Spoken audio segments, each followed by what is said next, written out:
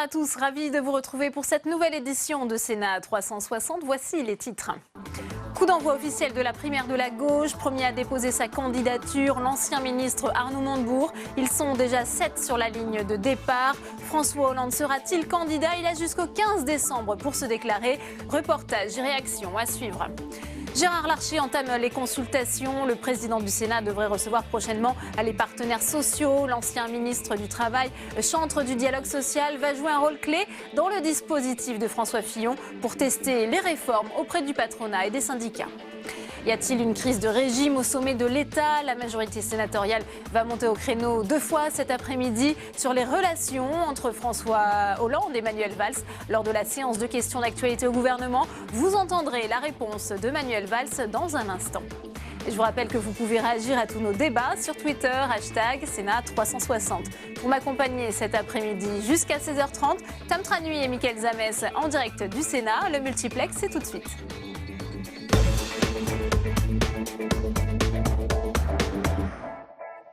La primaire, c'est maintenant, c'est aujourd'hui que débute le dépôt des candidatures pour la primaire de la gauche. Arnaud Montebourg a officialisé sa participation ce matin, alors que François Hollande serait prêt de son côté à s'affranchir de cet exercice jugé trop dangereux pour un président sortant. Cécile Sixou avec Sandra Cerquera.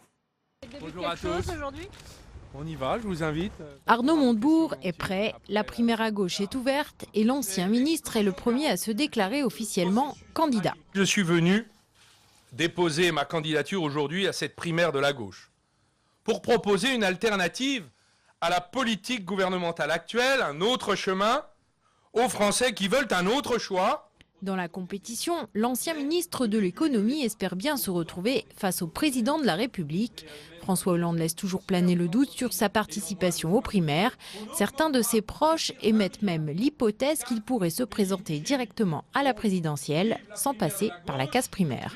J'ai cru comprendre que la primaire aurait lieu et que si un candidat socialiste se présente en dehors de la primaire, le sort que réserverait le Parti socialiste à une telle candidature serait l'exclusion. Si François Hollande décidait d'outrepasser la primaire, de se présenter au suffrage universel des Français contre la primaire, ce serait la fin, la destruction finale du Parti socialiste et du parti de Jean Jaurès. Avec 7 candidats potentiels, la gauche part pour le moment en ordre dispersé. Dans l'équipe d'Arnaud Montebourg, on croit en ses chances de rassembler toute la gauche. Et la logique serait de se rassembler pour ceux qui soutiennent la ligne du gouvernement autour du président de la République ou du Premier ministre et pour ceux qui ne sont pas d'accord avec cette orientation pour l'avenir autour d'Arnaud Montebourg. Je pense qu'il est le mieux placé pour le faire. La sénatrice socialiste Marie-Noëlle Lienemann, elle aussi candidate, serait prête à rejoindre le candidat Montebourg. Et dans notre multiplex, on retrouve tout de suite Mickaël Zamès qui nous attend en direct de la salle des conférences du Sénat. Mickaël, vous êtes avec le sénateur socialiste Henri Cabanel. Il soutient Arnaud Montebourg dans cette primaire. Absolument. Henri Cabanel, vous étiez présent ce matin avec Arnaud Montebourg. Êtes-vous convaincu à 100% que la primaire aura lieu selon vous ? Oui, je pense qu'on est parti avec cet état d'esprit. D'ailleurs, lui l'a dit. Je pense que ce serait une erreur fondamentale de ne pas organiser la primaire. Et pour François Hollande, de ne pas passer par cette primaire, Arnaud Montebourg a dit que ça serait la mort du Parti socialiste. En quoi est-ce que ça serait la mort de la gauche aujourd'hui ? Mais parce que c'est le Parti socialiste qui a mis le président en place et que le Parti socialiste, dans son règlement intérieur, a envisagé donc de faire une primaire pour les élections présidentielles. Donc je pense qu'il se soumettra à cette règle qu'il a lui-même votée. Vous l'espérez ou vous le pensez ou est-ce que vous avez des informations ? Non, je n'ai aucune information, mais je suis persuadé qu'il le fera parce que c'est quand même quelqu'un qui a été à la tête du Parti socialiste, donc il sait la responsabilité que cela peut engendrer.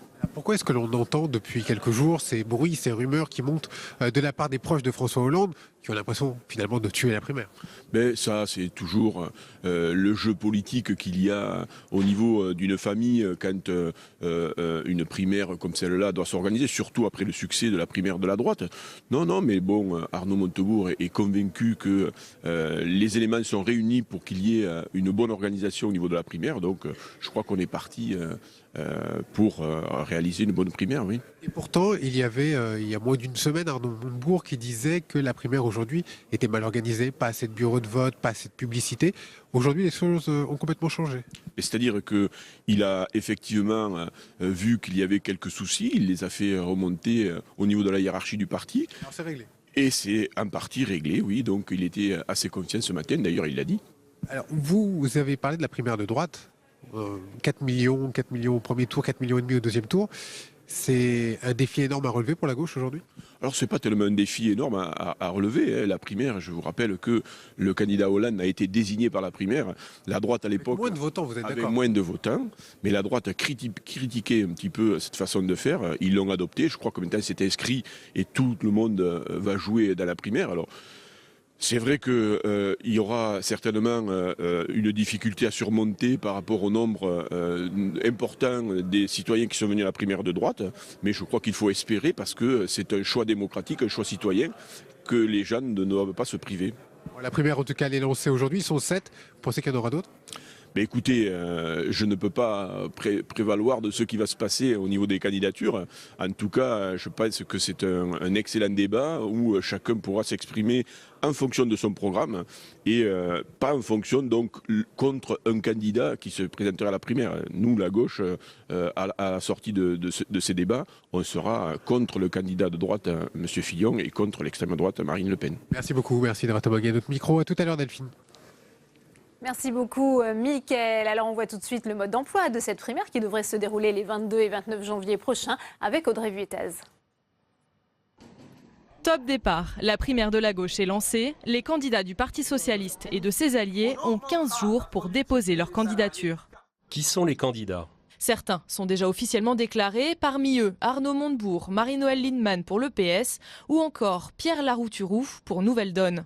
L'incertitude plane toujours sur les candidatures de Manuel Valls et de François Hollande, qui serait, s'il est candidat, le premier président en exercice à participer à une primaire. Et on innove encore avec le fait que, bien qu'étant au pouvoir, nous faisons à nouveau confiance aux électeurs de gauche pour créer les conditions d'un rassemblement avant le premier tour de l'élection présidentielle. Quelles sont les conditions pour se présenter ? Il faut s'engager à participer activement à la campagne du candidat investi. Les candidats issus du PS doivent, eux, avoir le soutien de 5% des membres du Conseil national du parti ou de parlementaires socialistes, par exemple. Pour les autres compétiteurs, les conditions de candidature se font à la discrétion de chaque parti co-organisateur, le tout sous bon contrôle. L'organisateur, c'est le Comité national d'organisation de la primaire que je préside. À mes côtés, il y a la haute autorité, qui est une haute autorité éthique, présidée par Thomas Clé, et qui veille à ce que la primaire soit organisée de façon équitable. Qui pourra voter ? Tous les Français inscrits sur les listes électorales, mais aussi les mineurs en âge de voter à la présidentielle de 2017. Tous devront donner 1 € par tour de scrutin et affirmer se reconnaître dans les valeurs de la gauche. François Fillon veut reprendre les privatisations dans les entreprises où la participation de l'État ne sert à rien. Il l'a dit ce matin lors d'un déplacement dans la Sarthe, dans la lignée de son programme économique libéral. Et pour faire adopter ces réformes en cas d'élection en 2017, l'ancien Premier ministre pourra compter sur Gérard Larcher, le président du Sénat qui a lui-même été ministre du Travail et particulièrement apprécié des partenaires sociaux. Son nom circule d'ailleurs pour Matignon, Sophie Normand-Couturier. Un homme ouvert, à l'écoute, avec lequel il est facile d'échanger, qui a su tisser au fil des années une relation de confiance. Les partenaires sociaux ne sont pas avares de compliments quand il s'agit de décrire celui qui laissa son nom à la loi sur la modernisation du dialogue social. Le dialogue social, c'est pas, j'allais dire, une symphonie pastorale. C'est fait aussi pour confronter analyse, point de vue, s'écouter les uns les autres. Et à un moment, il appartient à l'autorité politique de décider. C'est sur cette méthode que François Fillon pourrait s'appuyer pour déminer le terrain social. Le président du Sénat devrait lui multiplier les rencontres dans les prochaines semaines. Je crois qu'il veut prendre contact avec les uns et les autres pour discuter. C'est quelqu'un qui discute. Je rappelle qu'il y a une loi Larcher de 2007 sur le dialogue social. Donc s'il était Premier ministre pour bafouer cette loi, il y aurait une petite contradiction. Pour autant, les organisations syndicales dénotent une certaine contradiction entre ce choix et la politique défendue par le candidat de la droite. François Fillon propose par exemple des mesures qui remettraient totalement en cause toute l'architecture des relations sociales qui s'est bâtie sur ce qu'on appelle la loi d'août 2008, c'est-à-dire la représentativité syndicale. Jusqu'à présent, ce n'était pas du tout l'option défendue par Gérard Larcher. Donc là, il y a une contradiction qui n'est pas une contradiction de personne, qui est une contradiction d'orientation politique.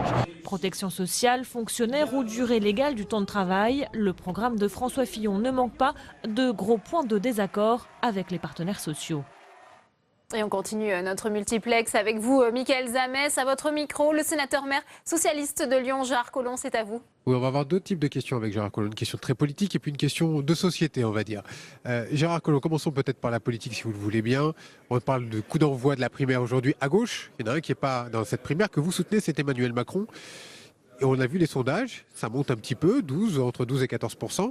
Qu'est-ce qui ferait aujourd'hui que Emmanuel Macron pourrait s'envoler, alors qu'on a vu également que François Fillon a laissé un espace au centre?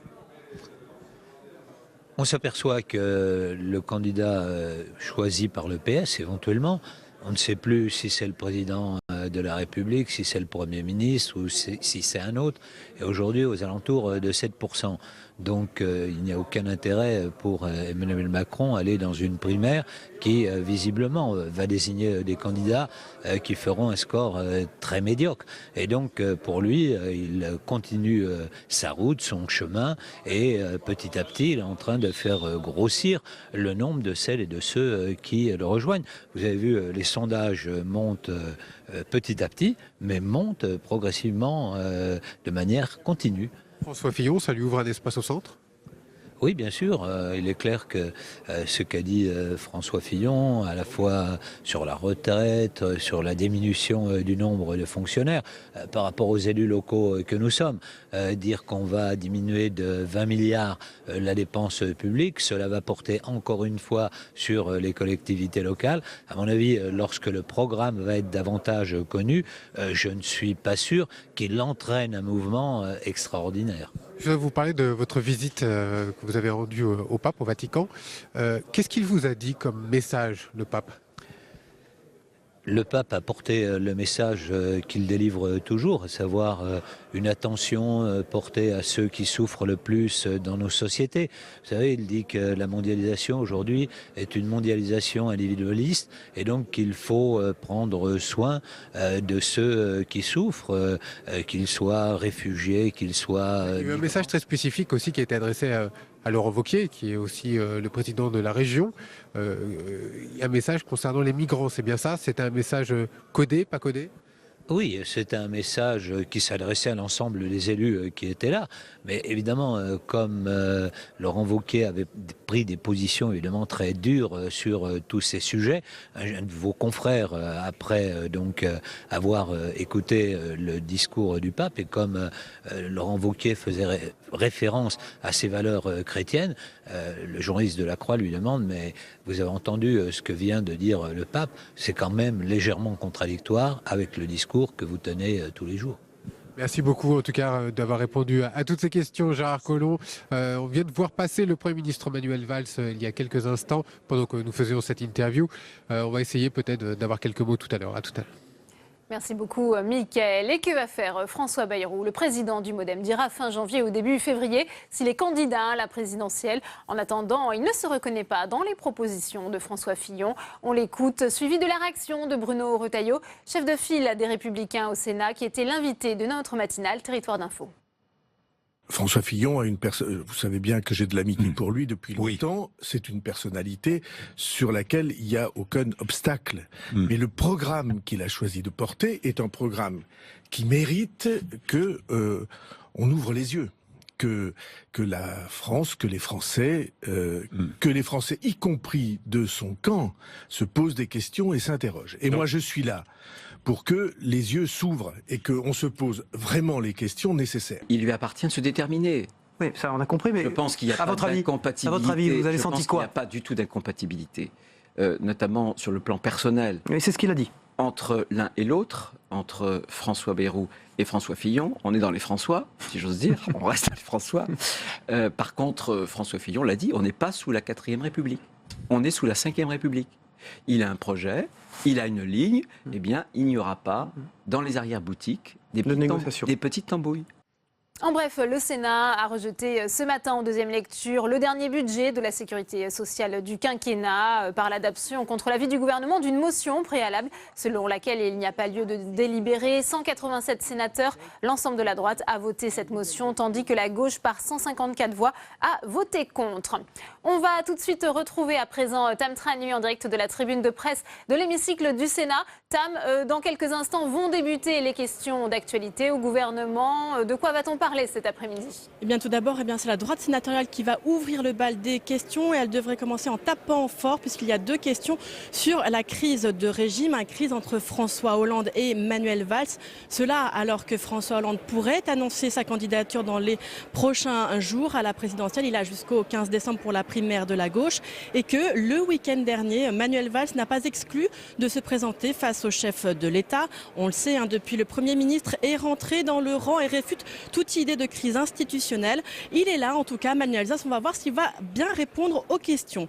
Notez que du côté des socialistes, il y aura une question de Catherine Génisson. Elle va interroger Marisol Touraine sur le budget de la sécurité sociale. Un budget sur lequel la ministre se félicite d'être arrivée quasiment à l'équilibre pour l'année prochaine. Et vous l'avez dit, la droite sénatoriale, ce matin, n'était pas de cet avis puisqu'elle a d'ailleurs rejeté en deuxième lecture le budget de la sécurité sociale pour 2017 en évacuant le débat grâce à une motion. On sait également qu'à droite, toujours, les propositions de François Fillon qui veut, je le cite, désétatiser le système de santé français font débat. La gauche, en tout cas, elle l'accuse de vouloir privatiser le système de santé. Et puis sachez que c'est également aujourd'hui la journée mondiale de lutte contre le sida. La ministre de la Santé sera également interrogée sur ce thème. Merci beaucoup Tam pour toutes vos précisions. On vous retrouve bien entendu à 16h. Direction à présent l'hémicycle pour suivre cette séance en direct. À tout à l'heure. Site internet, chacun à la fois respectera son temps et le respect des uns et des autres.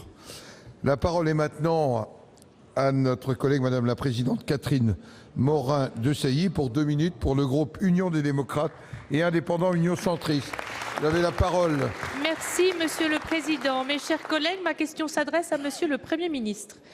Selon le procureur de la République, notre pays aurait dû être frappé aujourd'hui même par un terrible attentat, finalement déjoué par nos services de renseignement. Nous vivons depuis plus d'1 an sous le régime de l'état d'urgence, dont vous nous proposerez prochainement une nouvelle prolongation.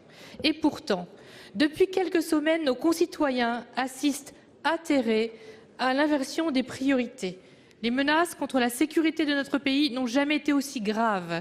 Elles exigent la concentration et la mobilisation totale de l'exécutif. Et pourtant, le président de la République et vous-même poursuivez une magistrale partie de go pour savoir qui encerclera l'autre et lui fera abandonner ses prétentions présidentielles. Les Français sont à juste titre choqués et inquiets.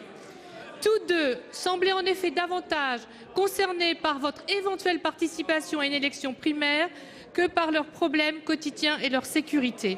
Ils sont aussi inquiets de constater que lui et vous avez attisé la flamme d'une crise institutionnelle.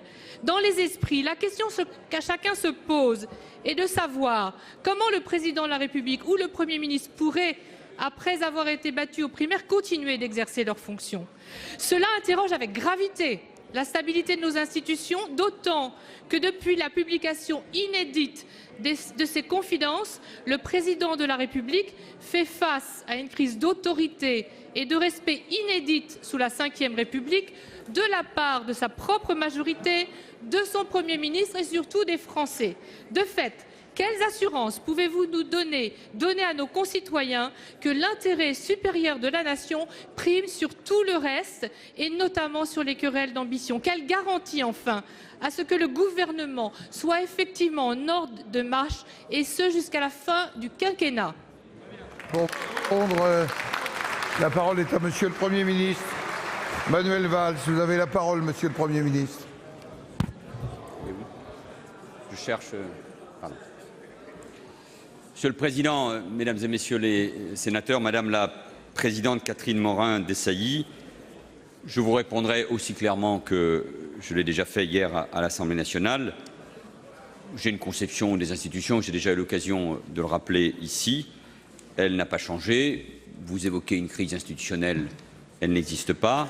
Et en tant que Premier ministre, parce qu'il ne peut pas en être autrement dans les institutions de la Ve République, comme aussi dans les rapports personnels qui existent entre le Président de la République et moi-même, j'entretiens des rapports de confiance et de respect. Ces polémiques, elles n'intéressent pas. Et comme vous, ce qui m'intéresse, dans la fonction qui est la mienne ou dans les fonctions qui ont été les miennes depuis 2012, ce sont les Français. Et j'ai eu l'occasion de le souligner aussi hier à l'Assemblée nationale. Au moins, mettons-nous d'accord sur quelque chose, Madame la sénatrice. Quand il s'agit du terrorisme, de la menace lourde qui pèse sur notre pays, et vous avez eu raison de rappeler, et moi je veux saluer, contrairement parfois à ce que j'ai entendu, l'extraordinaire engagement non seulement de nos forces de sécurité, de nos services de renseignement. Ce sont des attentats qui ont été déjoués il y a quelques jours, d'autres attentats ont été déjoués il y a quelques semaines. Ces services de renseignement travaillent jour et nuit pour démanteler, pour prévenir, pour empêcher des attentats. Et moi, je veux qu'on leur rende un hommage appuyé parce qu'ils nous protègent. Et vraiment, Madame la sénatrice, croyez-moi, s'il y a quelque chose qui devait, permettez-moi de cette familiarité, nous empêcher de dormir, le Président de la République, le ministre de l'Intérieur, le ministre de la Défense, pour ne citer que moi-même, c'est évidemment ce risque. Et s'il y a quelque chose qui, notamment, mais pas seulement, depuis le mois de janvier 2015, nous mobilise, c'est l'engagement, la lutte contre le terrorisme, au moment où, en plus, les menaces n'arrêtent pas, par voie notamment de vidéos, de se faire sur la France, parce que nous sommes engagés aussi en Syrie et en Irak. Voilà, Madame la sénatrice, et ma conception des institutions, et ma conception de ma relation avec le chef de l'État, et ma conception de l'engagement. Le reste, c'est évidemment la bataille politique, parce que c'est une nouvelle fois le destin du pays qui est engagé, et c'est quand même la moindre des choses que les uns et les autres, sans oublier quelle est notre tâche, nous participions au débat, à la fois pour défendre ce que nous avons fait depuis 2012, pour contester, critiquer, observer ce qui est proposé aujourd'hui par François Fillon, qui n'était pas votre candidat il y a quelques semaines, dont je considère, mais ça fait partie du débat que nous aurons, que c'est un projet dur pour les Français, notamment pour les plus modestes, qui est très éloigné de l'idée que je me fais de ce qu'il faut pour le pays. C'est ça le débat. Et puis il faudra aussi, bien sûr, se projeter dans l'avenir, parce que le monde a encore beaucoup changé, parce qu'il y a des défis considérables, et c'est l'honneur de la politique que d'essayer de répondre à ces défis. Mais Madame la sénatrice, de grâce, ne croyez pas un seul instant que notre seule préoccupation, ce sont d'abord les Français, leur protection et leurs intérêts. Merci, Monsieur le Premier ministre. La parole est à Monsieur François Grosdidier pour le groupe Les Républicains, et pour 2 minutes, Monsieur Grosdidier. Monsieur le Premier ministre, le quinquennat s'achève dans la crise de régime, passant de la diarchie à l'anarchie. Un marin louvoie pour atteindre son cap. Le président de la République louvoie toujours parce qu'il n'a jamais de cap. Le pédalo s'est transformé en radeau de la Méduse. Perdu à bâbord, perdu à tribord, sans boussole, le pacha ne peut pas regarder ailleurs que dans son miroir. Dans son chef-d'œuvre narcissique, un président ne devrait pas dire ça, il trahit sa fonction. Pour se faire valoir, il livre petits et grands secrets du pouvoir et même de nos services secrets. Vous l'avez vous-même qualifié de catastrophe et de suicide politique. Le président de l'Assemblée est encore plus sévère. Ses anciens ministres font déjà campagne contre le président. Les encore ministres spéculent sur les alternatives.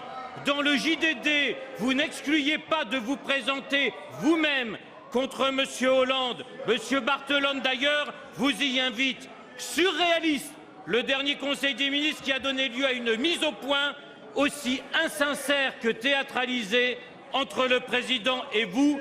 Jamais le sommet de l'État n'était tombé si bas. La République n'a plus de tête et comme le canard, elle court sans tête. On ne va jamais loin comme ça. Heureusement, il ne reste plus que 6 mois. 6 mois, c'est trop, c'est peu, mais c'est trop. En pleine guerre contre le terrorisme, comment comptez-vous, Monsieur le Premier ministre, dans de telles conditions, préserver la dignité des plus hautes fonctions de l'État et l'efficacité de nos services? La parole est à Monsieur le Premier ministre pour répondre à la question. Monsieur le sénateur Grosdidier, moi j'aime le débat public, la confrontation, c'est la vie démocratique qui est ainsi. Et d'ailleurs, je veux souligner, c'est aussi une manière de répondre à votre collègue, que malgré la menace terroriste, qui est lourde encore une fois, avec l'engagement qui est le nôtre au Sahel et au Levant, malgré tout cela, malgré ce qui pèse sur notre pays et aussi en Europe, nous sommes capables, les uns et les autres, normalement, de faire la démonstration que nous sommes un grand pays démocratique.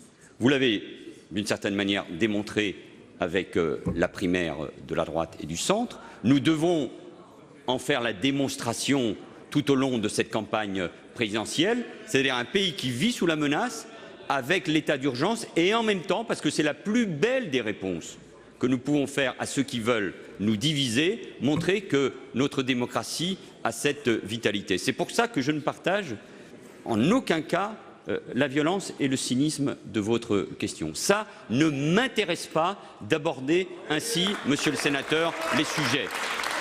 Parlons des vrais sujets, c'est ça qui nous intéresse. Le modèle républicain, l'égalité femmes-hommes, la place de la laïcité, le rôle essentiel de l'éducation et de la formation, parce que ce sont les grandes nations qui, demain, pour préparer l'avenir, devront miser sur l'école, la formation et bien sûr la culture. Parlons de notre modèle social, de l'idée qu'on se fait de la protection sociale et de son financement, de la santé. Parlons des projets qui sont les vôtres concernant la santé, les déremboursements, les politiques pour les plus modestes et les plus faibles dans notre société. C'est cela dont nous devons parler. Parlons de nos alliances, de notre stratégie par rapport aux États-Unis d'Amérique, par rapport à la Russie, ce que nous voulons pour l'Europe. Ce sont ces sujets-là. Pas qu'un sénateur, M. Grosdidier, ou un député, ou un parlementaire, ou un responsable politique commente aujourd'hui, comme il commenterait ici ou là, les commentaires de presse. Ça n'a aucun sens et c'est ça, contrairement d'ailleurs à ce qui s'est passé à l'occasion de votre primaire, qui abîme la politique. Et puis enfin, Monsieur le sénateur, parce qu'il ne faut pas être long,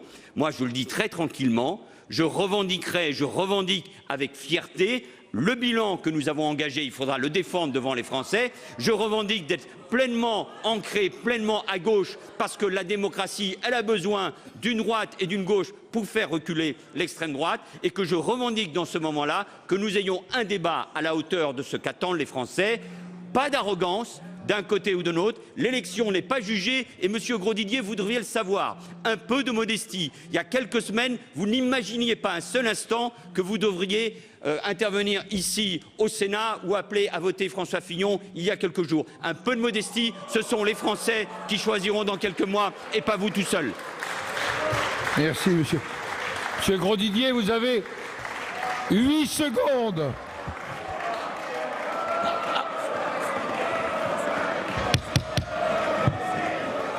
Il a 8 secondes. À vous entendre, l'affaissement. En fait, vous ne croyez pas un mot à ce que vous dites parce que vous êtes tiraillés entre lucidité et loyauté. Vous vous mentez même mutuellement avec le président de la République. C'est pathétique. Merci. Monsieur Jean-Claude Requier, pour le groupe du Rassemblement démocratique et social européen. Monsieur Requier, dans la sérénité.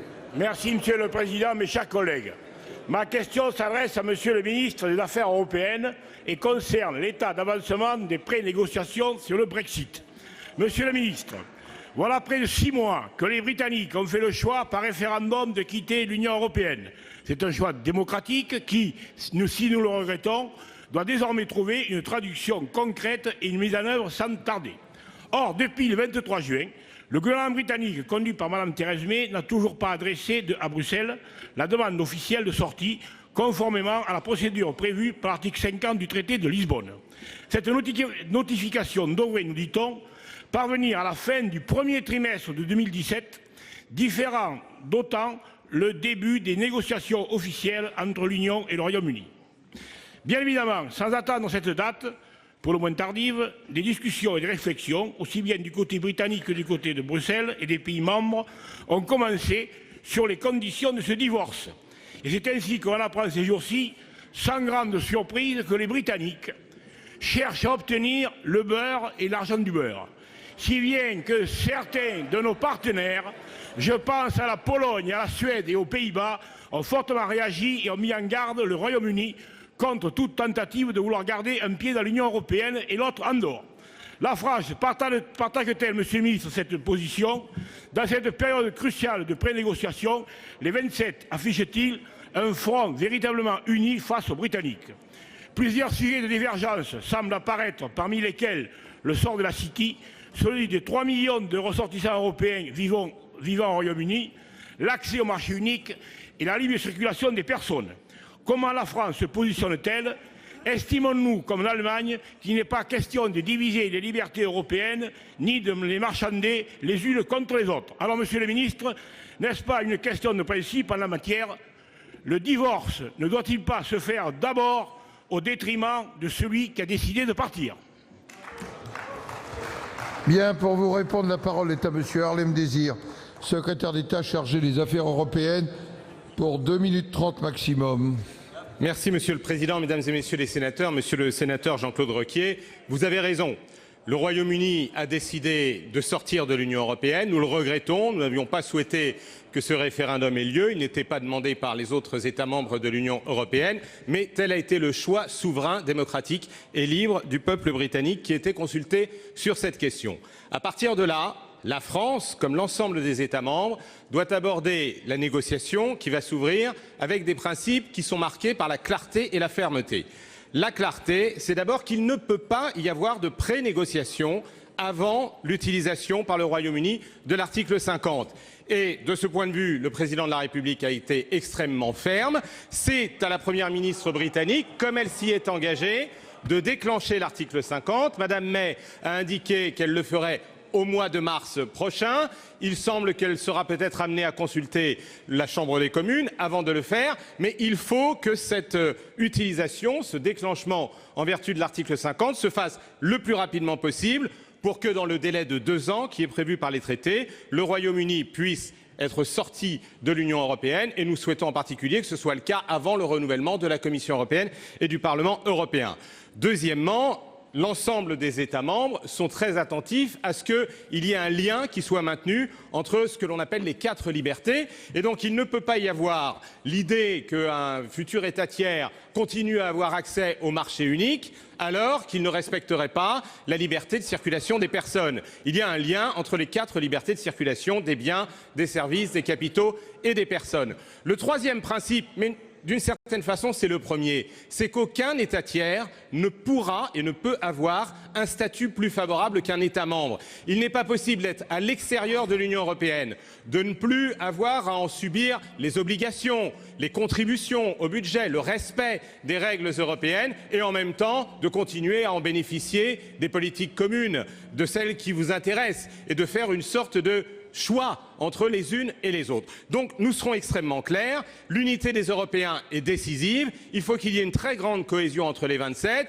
il n'est pas possible de s'imaginer que demain il puisse y avoir une imitation, que d'autres se disent qu'en sortant ils garderaient ce qui les arrange mais qu'ils n'auraient pas à exercer la solidarité, à contribuer à la cohésion de l'Union européenne. Ce sont ces principes qui vont nous guider et surtout à partir de maintenant, et c'est ce que nous avons affirmé lors du sommet de Bratislava avec les 27 chefs d'État et de gouvernement au mois de septembre dernier, nous devons nous concentrer sur l'avenir de l'Union européenne à 27, sur sa cohésion, sur l'importance de sa sécurité, une politique de défense, de l'investissement, de la jeunesse. C'est cela pour nous la priorité.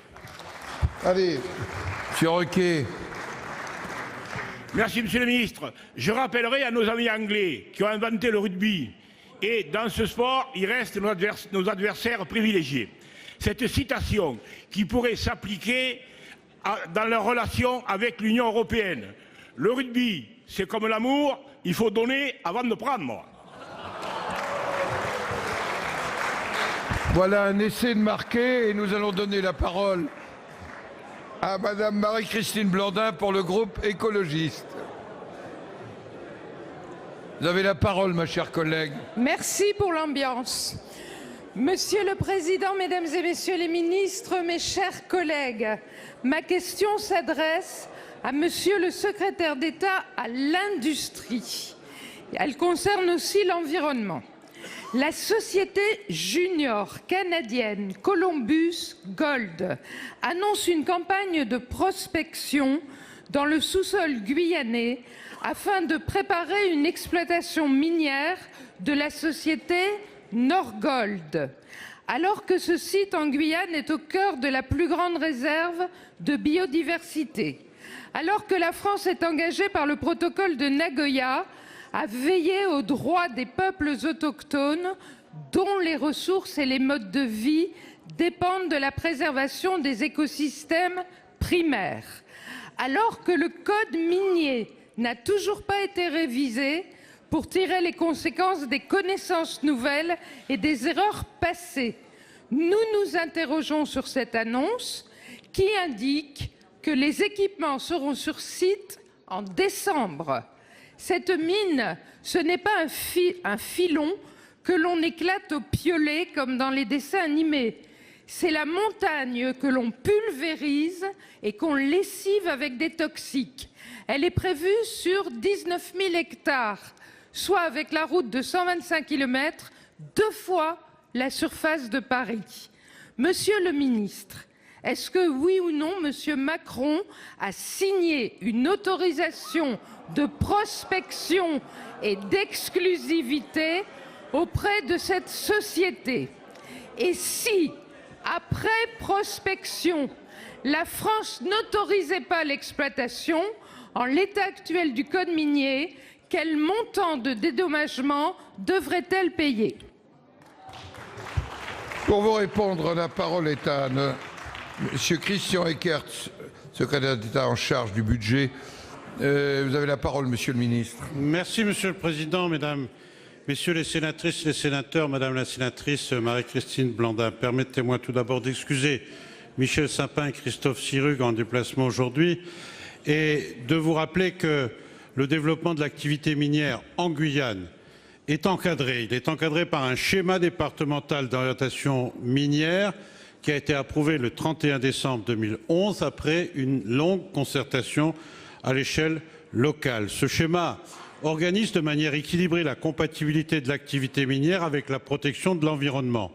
À ce titre, il interdit les activités minières dans les zones les plus sensibles pour la biodiversité. À ce jour, on dénombre une quarantaine de sites légaux d'exploitation en Guyane. Par ailleurs, et c'est une évidence, un projet minier, quel qu'il soit, doit d'abord respecter toutes les dispositions du Code de l'environnement. Dans ce cadre strict, la compagnie minière de la Montagne d'Or est titulaire d'une concession et a découvert un gisement d'or de taille mondiale dans une zone autorisée du schéma départemental d'orientation minière. Avant de se lancer dans l'exploitation, l'opérateur a réalisé de nombreuses études environnementales, notamment au titre de la législation sur les installations classées pour la protection de l'environnement. Vous n'ignorez pas sans doute que les élus locaux soutiennent le projet tout en faisant preuve de beaucoup de vigilance afin de s'assurer de la réalité des retombées sociales et économiques sur le territoire. Ce projet doit générer 800 emplois directs et 2500 à 3000 emplois indirects. L'entreprise a d'ailleurs pour objectif d'employer 95% d'emplois locaux. C'est considérable, surtout lorsque l'on rapporte ces créations d'emplois au taux de chômage élevé, trop élevé, que connaît la Guyane. L'entreprise est d'ores et déjà en train de construire une filière de formation. Il va sans dire que les services de l'État veillent eux aussi à la qualité des dossiers et sont attentifs aux mesures proposées pour réduire et compenser les impacts environnementaux. Madame la sénatrice, vous êtes élue du Nord, d'une région minière. J'ai été moi-même élu d'Abbastien Ferryfer en Lorraine et je sais ce que sont les conséquences environnementales post-industrielles de l'exploitation minière. Croyez à l'attention vigilance du gouvernement sur ces questions.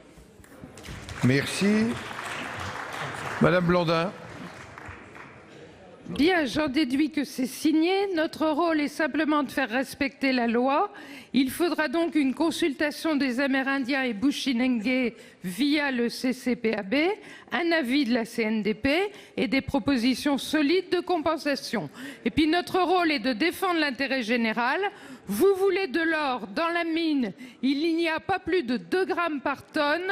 Dans les cartes de vos téléphones, il y en a 200 grammes par tonne.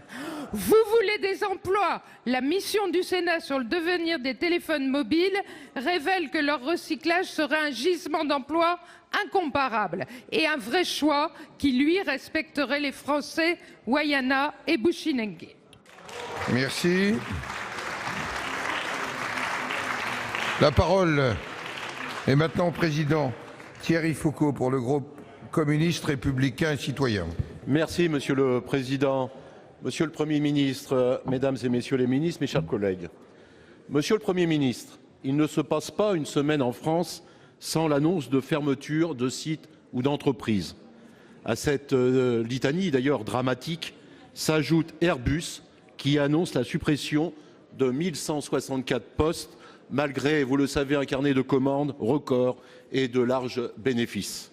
Et lorsque les entreprises se portent bien, elles sont bradées aux capitaux étrangers, à l'exemple de Technip, un fleuron de notre industrie parapétrolière. Pourtant, ces entreprises ont reçu des milliards d'euros d'aides, mesures fiscales dérogatoires, CICE, exonération de cotisations sociales, chômage partiel et j'en passe.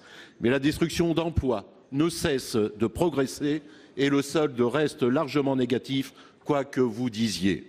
Sanofi a reçu 17 millions d'euros au titre du CICE, PSA 74 millions, Michelin 18 millions et la liste, vous le savez, n'est pas exhaustive. Ainsi, quand l'État n'est pas spectateur, il devient acteur et finance la disparition des secteurs stratégiques et la destruction de l'emploi.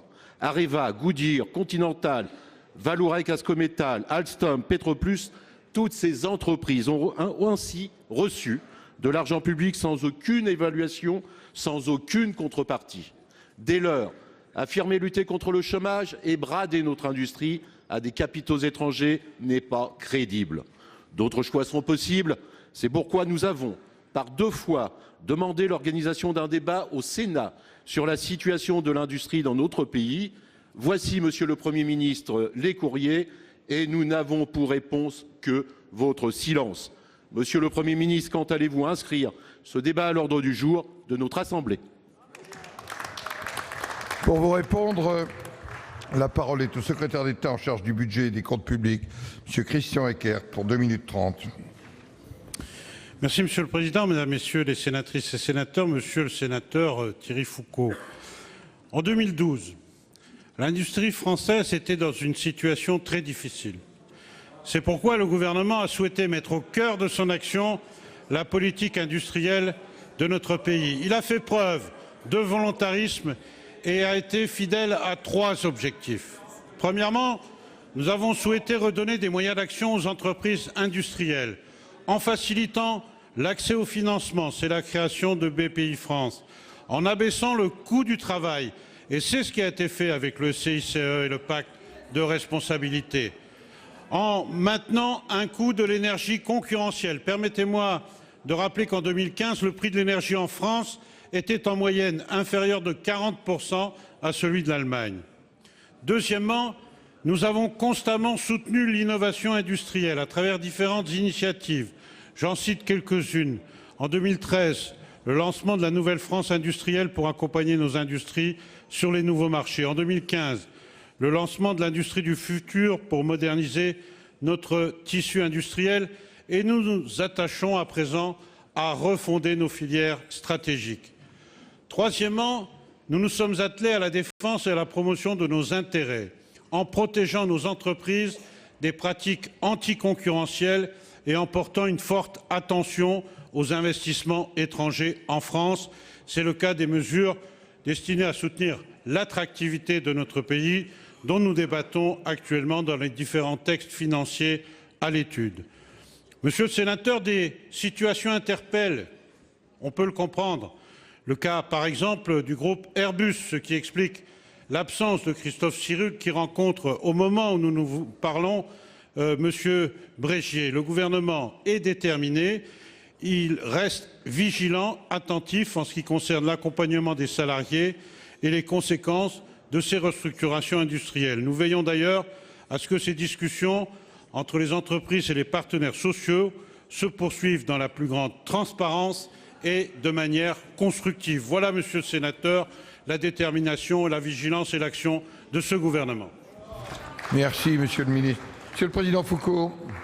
Oui, merci Monsieur le Président. Monsieur le Ministre, vous n'avez pas répondu à ma question, comme d'habitude. On vous demande un débat, on vous a envoyé des courriers, on n'a pas eu de réponse aux courriers. Et une fois de plus, vous faites abstraction et vous nous dites droit dans vos bottes que tout va bien en France, que l'industrie se porte bien, alors que tous les jours, des entreprises licencient, des entreprises vont à l'étranger. Et quand vous aidez à hauteur de milliards et de milliards sur les questions du CICE qui étaient soi-disant faits pour la compétitivité ou par rapport à l'étranger, que vous aidez des grands groupes, des grands supermarchés. Il faut conclure. Et que ces supermarchés, par exemple, vendent à des prix dérisoires contre les producteurs français qui sont forcés de brûler leurs légumes, alors que les Français ne peuvent pas se les payer. Voilà le résultat des politiques. En tous les cas, nous vous demandons un débat sur les questions de l'industrie en France. Merci. Madame, la parole est à notre collègue, Madame Anne Emery-Dumas, pour le groupe socialiste et républicain. Merci, Monsieur le Président. Ma question s'adresse à Madame la ministre du Travail, de l'Emploi et du Dialogue social. Pour le deuxième mois consécutif, le nombre des demandeurs d'emploi en fin de mois, communiqués par Pôle emploi, sont en nette diminution. Moins 11 700 en octobre, après la baisse de 66 300 enregistrée en septembre. C'est un recul de 2,8% sur un an et la plus forte baisse enregistrée depuis 2008. Et oui, cette tendance est corroborée par les chiffres de l'INSEE, deuxième thermomètre du chômage, car la très faible hausse enregistrée le trimestre dernier ne remet pas en cause l'évolution tendancielle à la baisse depuis un an. Nous pouvons nous réjouir particulièrement de ce que cette baisse concerne principalement les jeunes, démontrant la pertinence des dispositifs mis en place pour favoriser leur accès au monde du travail, et de ce que, pour la première fois, le recul concerne aussi les chômeurs de longue durée qui sont parmi les plus en souffrance.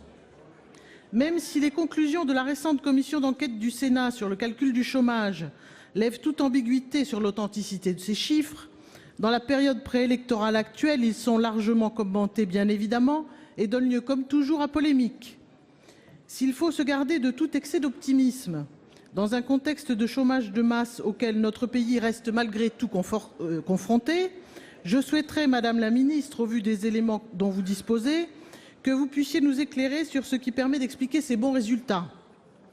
Que vous puissiez notamment faire la part de ce qui relève de l'impact des mesures volontaires prises par le gouvernement, baisse de charges, mesures spécifiques en direction des jeunes, plan de formation massif, et de ce qui relève d'un début de redressement économique, puisque parallèlement à l'amélioration des chiffres du chômage, on constate une augmentation sensible des créations nettes d'emplois dans notre pays, notamment dans le secteur marchand depuis le début de l'année. Il faut conclure. Et c'est en effet de cette évolution favorable qui éclaire les perspectives de décrue à long terme.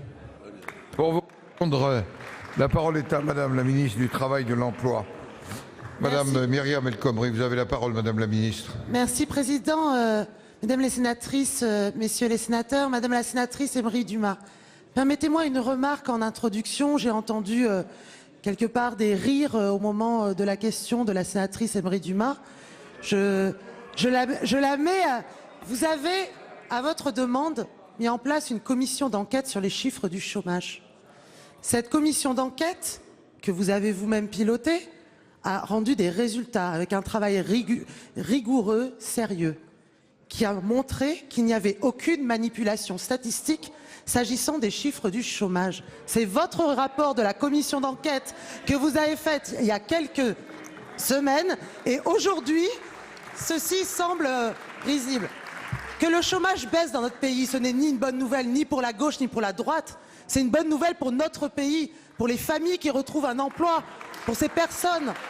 Donc, permettez-moi ici de dire, en effet, le chômage baisse dans notre pays et il y a deux éléments à souligner. Deux éléments à souligner. Le premier de ces éléments, c'est que le chômage baisse de façon durable et continue depuis le début de l'année. Le deuxième élément, c'est que les jeunes bénéficient de cette dynamique. Concrètement, nous portons à près de 101 000 demandeurs d'emploi en moins depuis le début de l'année, d'après les chiffres de Pôle emploi, d'après les chiffres de l'INSEE, c'est moins 118 000 demandeurs d'emploi. C'est la plus forte baisse annuelle observée depuis mai 2008. S'agissant des jeunes, c'est la plus forte baisse annuelle depuis décembre 2007. Et la garantie jeune y a participé. Je le dis ici, là où vous vouliez enlever la généralisation de la garantie jeune dans le cadre de la loi travail. Le seul motif de satisfaction, c'est les créations nettes d'emplois. C'est-à-dire que notre économie crée plus d'emplois qu'elle n'en détruit. Il faut conclure. 210 000 depuis les 6 derniers trimestres. Voilà quel est le point de satisfaction qui est bien sûr essentiel. Merci Madame la Ministre. La parole est à notre collègue Pierre Médevielle pour le groupe Union des démocrates et indépendants, Union centriste. 2 minutes. Merci Monsieur le Président. Ma question s'adresse à Madame la Ministre des Affaires sociales et de la Santé. La conférence sur les retraites agricoles organisée hier après-midi avait pour but de trouver une solution à l'épineux problème du financement de leur revalorisation des petites retraites agricoles à hauteur de 75% du SMIC. Car l'argent manque pour satisfaire l'un des principaux engagements de François Hollande en 2012 au monde agricole. Lorsqu'en avril 2012, François Hollande a fait la promesse, la mesure devait être financée par les marges de manœuvre financières dégagées par la baisse du nombre de retraités et par la solidarité nationale. Du côté du ministre de l'Agriculture, autre son de cloche, on souligne plutôt que la mesure devait être financée par 3 sources différentes. Une hausse progressive du taux de cotisation sur les retraites complémentaires des agriculteurs, le prélèvement de cotisations sociales à tous les revenus des associés non exploitants et la ponction sur les réserves de la MSA. La crise agricole est passée par là, a réduit les rentrées d'argent espérées. Sur les 300 millions d'euros que ces 3 sources devaient générer, il en manque 100. Votre gouvernement envisagerait une augmentation de 0,5 à 2 points du taux de cotisation sur les retraites complémentaires. C'est le sens des propositions qui ont été faites hier après-midi. On a aussi parlé de calculer sur les 25 dernières années. Cela engendrerait des recettes supplémentaires, mais sans ouvrir de nouveaux droits aux cotisants, puisque le montant serait utilisé pour financer la hausse des petites retraites. Dans un contexte de crise aiguë et de précarité, cette solution qui alourdirait encore les charges d'exploitation ne peut être envisagée. La MSA, la FNSEA, quant à elle, demande toujours à l'État, comme il s'y était solennellement engagé, de faire jouer la solidarité nationale. Madame la Ministre, est-ce que le gouvernement va enfin tenir ses engagements ? Pour vous répondre, la parole est à Madame Marisol Touraine, ministre des Affaires sociales. Vous avez la parole, Madame la Ministre. Merci, Monsieur le Président. Mesdames, Messieurs les sénatrices et sénateurs, Monsieur le Sénateur, le gouvernement tient ses engagements. Et les engagements qui ont été pris en matière de retraites agricoles, qui n'avaient pas été réalisés auparavant, ça se traduit d'abord par l'amélioration de la retraite de près de 700 670 000 exploitants retraités, ce qui représente un coût total de 900 millions d'euros par an pour le budget de l'État. C'est de la solidarité nationale et c'est de l'engagement.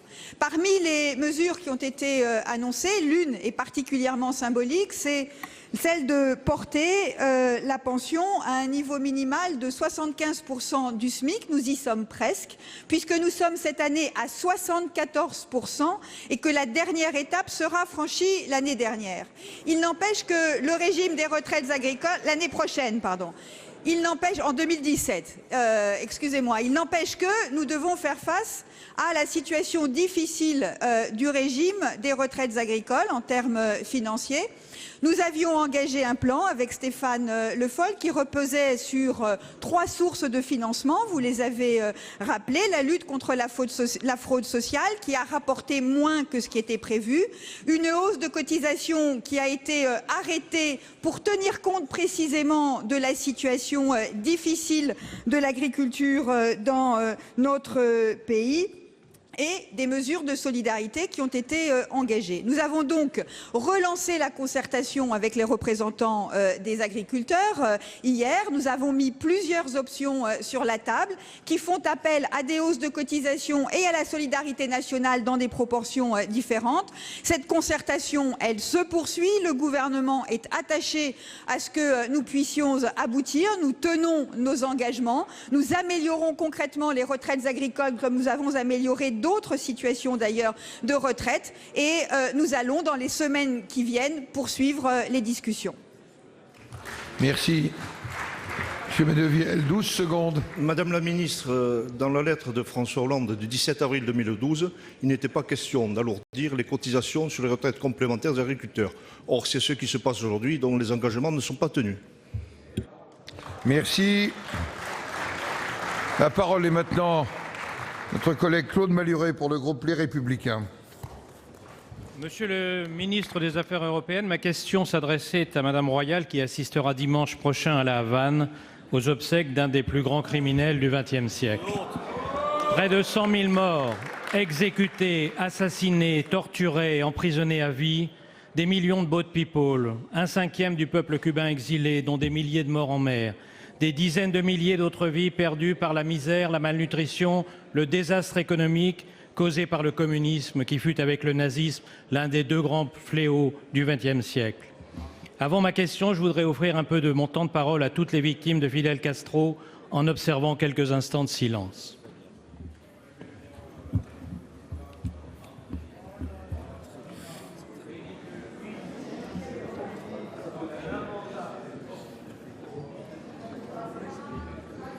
Monsieur le ministre, ma question est simple. Alors que de nombreux pays n'envoient que des... On aurait pu penser que ceux qui ont été pendant si longtemps les complices des crimes de Castro auraient un peu de pudeur maintenant que ces crimes sont commis de tous. Mais ils continuent, en se moquant de notre hommage, à salir la mémoire des victimes. Eh bien, une fois de plus, ils ne déshonorent qu'eux-mêmes. Monsieur le ministre, ma question est simple. Alors que de nombreux pays n'envoient que des émissaires de second rang, était-il opportun de dépêcher à Cuba la numéro 3 du gouvernement français et celle-ci aura-t-elle ne serait-ce qu'un seul geste de soutien au peuple cubain, toujours sous la dictature? Pour vous répondre, la parole est à monsieur Harlem Désir, secrétaire d'État chargé des Affaires européennes. S'il vous plaît. Merci Monsieur le Président, Mesdames et Messieurs les sénateurs, Monsieur le sénateur Claude Malhuret, le Président de la République et le ministre des Affaires étrangères ont présenté les condoléances de la France au gouvernement et au peuple cubain après le décès de Monsieur Fidel Castro. Lors de la cérémonie d'hommage public organisée mardi dernier à La Havane, c'est Monsieur Jean-Pierre Bell, envoyé personnel du Président de la République pour l'Amérique latine et les Caraïbes, qui représentait la France. En outre, comme vous l'avez rappelé, la ministre de l'Environnement Ségolène Royal participe cette semaine à la conférence des parties de la Convention sur la biodiversité à Cancun au Mexique et c'est pourquoi elle fera une escale à La Havane pour participer aux cérémonies qui marqueront la fin de la période de deuil national.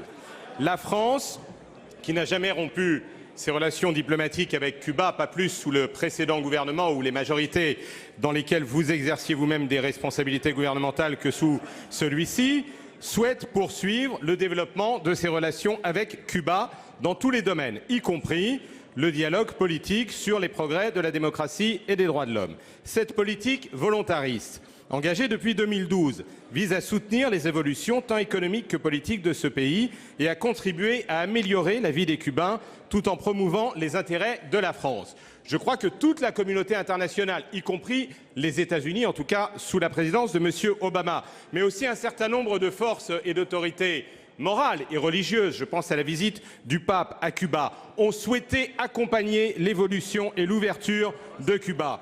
Cela passe également par le soutien à l'ouverture économique et la France continuera donc à appeler à la levée de l'embargo américain sur Cuba qui représente un frein à son développement économique, une punition à l'égard de la population après que le peuple cubain à un certain moment de son histoire et décidé effectivement de conquérir sa liberté face à un grand voisin qui se comportait de façon impérialiste. Je me réjouis donc que l'Union européenne puisse signer le 12 décembre prochain un accord de coopération et de dialogue politique avec Cuba qui ouvrira une nouvelle ère de nos relations à laquelle la France prendra part. Monsieur Malherbe.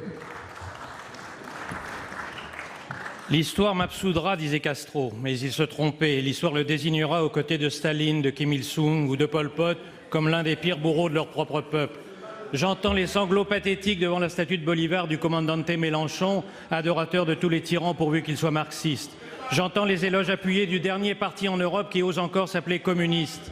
Il y a une personne qui ne sera pas là dimanche. Juanita Castro, la sœur de Fidel Castro, exilée depuis bien longtemps, a annoncé qu'elle n'irait pas à cet enterrement.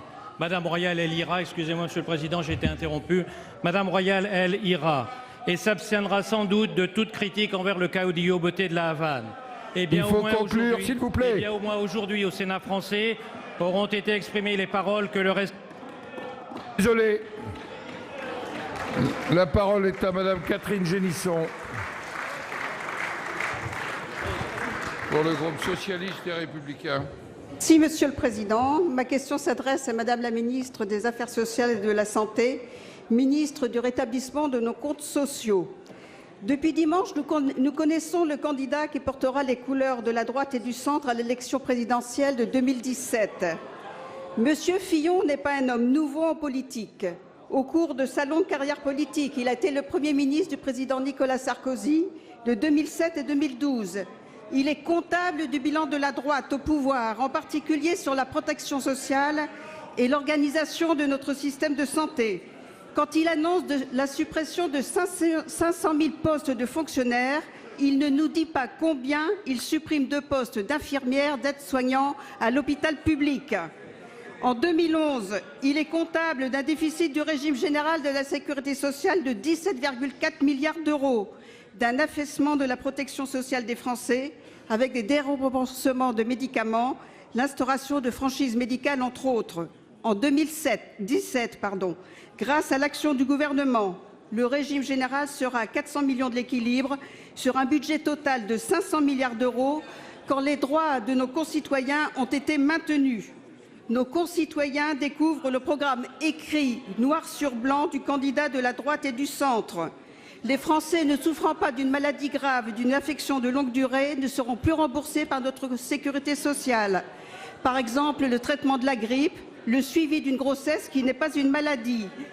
Ce sont les personnes aux revenus modestes qui seraient les premiers touchés. Cela n'a pas de logique médicale, mais surtout, c'est fondamentalement une rupture du principe de solidarité de notre système de santé. Aussi, Madame la Ministre, pouvez-vous rappeler l'action du gouvernement sous l'impulsion du Président de la République pour pérenniser et réformer notre système de santé dans la justice sociale? Merci. La parole est à Madame la ministre de la Santé et des Affaires sociales, Madame Touraine. Merci Monsieur le Président, Mesdames, Messieurs les sénatrices et sénateurs, Madame la sénatrice Catherine Génisson. Vous avez raison de rappeler que depuis 4 ans et demi, nous avons rétabli les comptes sociaux et nous l'avons fait sans remettre en cause les droits de nos concitoyens. Et parce que les comptes sociaux sont rétablis, il n'y a aucune justification autre qu'idéologique à l'annonce par le désormais candidat de la droite et du centre de la remise en cause de la sécurité sociale. Parce que lorsque l'on regarde le programme de la droite désormais, on s'aperçoit que M. Fillon annonçait vouloir casser la baraque, mais en réalité, c'est la Sécu qu'il va casser si c'est son programme qui se met en place.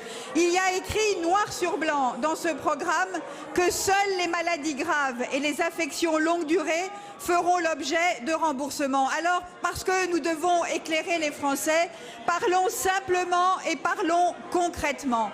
Qu'est-ce que ça veut dire au-delà de la remise en cause des principes de la sécurité sociale? Cela veut dire qu'une femme enceinte qui n'est ni malade grave ni en affection longue durée ne pourra pas voir ses consultations prises en charge par la sécurité sociale. Une grossesse, c'est 600 € de suivi, plus les frais de l'accouchement à l'hôpital public de 1 500 €. Pour prendre un autre exemple, puisque la situation des femmes enceintes ne vous intéresse pas, parlons des personnes âgées. Les personnes de plus de 60 ans sont pour 10 millions d'entre elles sans être en affection de longue durée. Ce sont 10 millions et demi de personnes de plus de 60 ans qui vont en moyenne 6 fois chez le médecin chaque année. Ce sont 6 consultations par an qui demain, parce qu'il ne s'agit pas de maladies graves, ne seront pas remboursées par la sécurité sociale. Cela, nous n'en voulons pas et c'est pour cela que nous marquons notre attachement à la sécurité sociale. La parole est à Monsieur Gilbert Boucher pour le groupe Les Républicains. Monsieur le Président, Monsieur le Ministre, mes chers collègues, dimanche dernier, le centre pénitentiaire de Valence, inauguré en 2015, a fait l'objet d'une nouvelle mutinerie, la seconde en 2 mois. 2 détenus ont menacé avec un couteau un agent pénitentiaire afin de lui voler son jeu de clés. Le surveillant blessé a été relâché et admis aux urgences. Après le vol des clés, les surveillants se sont mis en sécurité. Les détenus ont alors ouvert des cellules sur les 3 étages de ce quartier réservé aux lourdes peines. Un incendie s'est déclaré, des renforts ont été appelés. Plusieurs cellules ont été détruites avec d'importants dégâts matériels. Il faut remercier les équipes d'intervention de sécurité qui, en moins de 45 minutes, ont repris le contrôle des 3 étages. Monsieur le ministre, plusieurs voix s'élèvent pour dénoncer la multiplication des incidents dans les prisons et un malaise carcéral grandissant. On note une évolution profonde dans le comportement des détenus qui, pour n'importe quel prétexte, prennent en otage et provoquent des débuts de mutinerie, sans même évoquer ici la problématique des détenus en voie de radicalisation. Ce centre de Valence, à la pointe de la surveillance électronique par caméra, dérange et de nombreux détenus souhaitent obtenir par ce biais leur transfert vers d'autres établissements.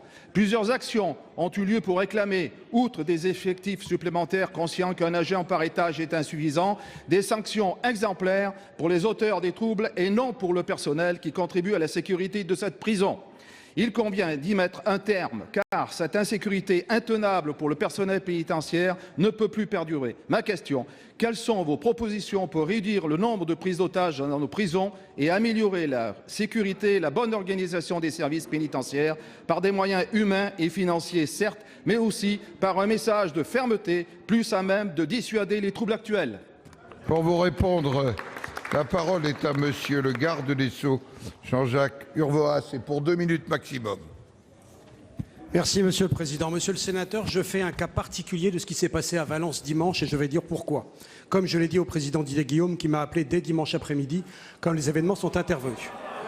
Premier élément, cette mutinerie a eu lieu dans un quartier maison centrale, c'est exceptionnel, à la fois par leur architecture et par la qualité des personnels qui y servent. Dans ces établissements, il n'y a pas de mutinerie.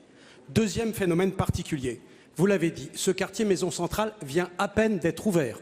Au mois de janvier, il est loin de la surpopulation. Il y avait dimanche 40 détenus pour 63 places. C'est exceptionnel puisqu'en général, les mouvements dramatiques et scandaleux interviennent au motif de la surpopulation. Spécificité ici, ce n'est pas le cas. Troisième cas, c'est la 3e fois, monsieur le sénateur, pas la 2e fois, la 3e fois que j'ai des difficultés dans cet établissement. Le 17 septembre, le 25 septembre, j'ai ordonné une inspection des services pénitentiaires dont j'ai eu les conclusions. C'est un 3e caractéristique, 3 événements dans le même établissement, c'est particulier. 4e établissement, heureusement, je vais y venir, heureusement, il n'y a pas eu d'otages, il n'y a pas eu de blessés. Je fais comme vous. Les félicitations aux ERIS, aux 23 personnels qui sont intervenus de manière extrêmement courageuse, avec un grand professionnalisme qui, en 30 minutes, ont rétabli la situation. 5e élément, les dégâts sont considérables. Considérables. Le Figaro donne un chiffre qui est d'ailleurs dénué de tout fondement, 1 million, parce que ce bâtiment est dans le partenariat public-privé. J'ai demandé à Helios, le partenaire, de le chiffrer. Quand il l'aura chiffré, convenez que le gouvernement discute les prix parce que ça ne sera pas une injonction de payer de ce que nous proposera l'entreprise privée. 6e cas, les fauteurs de troubles ont été évidemment immédiatement identifiés, sanctionnés, déplacés dès le soir même de l'établissement, comme à chaque fois qu'il y a une manifestation d'indiscipline inadmissible. Dernier élément, diriger un établissement, c'est une responsabilité. Donc, j'ai demandé au directeur de l'administration pénitentiaire de tirer les leçons de l'inspection et de me proposer des mesures aussi évidentes que logique. J'attends ces propositions demain matin. Merci, monsieur le garde des Sceaux.